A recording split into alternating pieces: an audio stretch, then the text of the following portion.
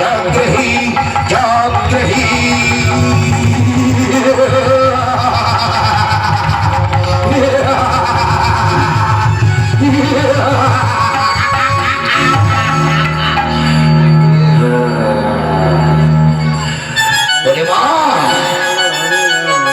এবার তোর কৃপা দৃষ্টি যেন আমার প্রতি হোক।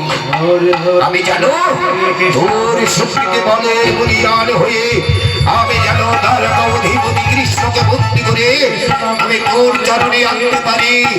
জাগো জাগো জাগো মা যাও জাগো।